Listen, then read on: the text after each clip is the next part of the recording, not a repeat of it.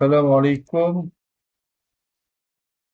Saya Muhammad Syarudin bin Abdul Rahman, nombor metrik 22307300. Hari ini saya ingin membentangkan satu kajian berkenaan dengan amalan pertanian pindah sebagai teknik pertanian tradisional komuniti Iban di Sarawak. Pertanian pindah merupakan salah satu sistem pertanian tradisional yang diamalkan oleh masyarakat peribumi di kawasan tropika, termasuk komuniti Iban di Sarawak. Sistem ini melibatkan proses membuka tanah hutan secara terkawal, menanam tanaman utama seperti padi huma dan seterusnya membiarkan tanah tersebut berehat selepas beberapa musim.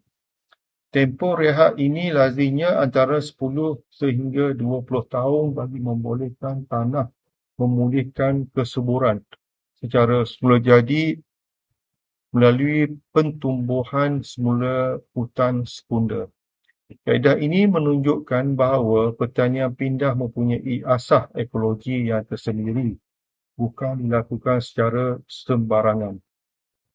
Dalam kalangan masyarakat Iban, pertanian pindah bukan sekadar aktiviti ekonomi sahaja diri, tetapi turut berkaitan rapat dengan struktur sosial dan budaya. Aktiviti seperti menebas, menebang, membakar, menunggal dan menuai dilakukan secara gotong royong melalui amalan biduruk. Kerjasama ini mengeratkan hubungan kekeluargaan serta memperkukuhkan solidariti komuniti rumah panjang. Selain itu, padi huma mempunyai nilai simbolik dan spiritual yang tinggi. Hasil tuaian diraikan melalui perayaan Gawai Dayak sebagai tanda kesyukuran atas rezeki dan keberkatan musim tanam. Okey, sistem pertanian pindah juga mencerminkan pengetahuan ekologi tradisional yang diwarisi turun-temurun. Masyarakat Iban mahir memilih tapak yang sesuai berdasarkan jenis tanah, kedudukan cerung dan saliran. Pembakaran dilakukan secara terkawal bagi mengelakkan api merebak ke kawasan lain. Abu hasil pembakaran bertindak sebagai baja semula jadi yang menyuburkan tanah untuk tanaman awal. Selain padi huma, tanaman sampingan seperti jagung, ubi kayu, timun dan sayur-sayuran turut ditanam secara campuran bagi menjami kepelbagaian sumber makanan serta mengurangkan risiko kegagalan tanaman.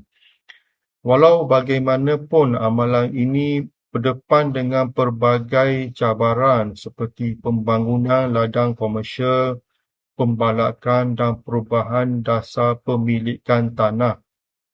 Persepsi negatif yang mengkaitkan pertanian pindah sebagai aktiviti yang memusnahkan hutan juga memberi tekanan kepada komuniti Iban.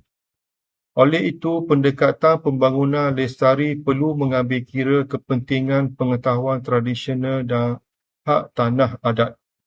Dengan pengurusan yang sistematik dan sokongan dasar yang inklusif, pertanian pindah berpotensi terus menjadi warisan budaya serta sistem pertanian yang seimbang antara keperluan ekonomi dan kelestarian alam sekitar. Terima kasih.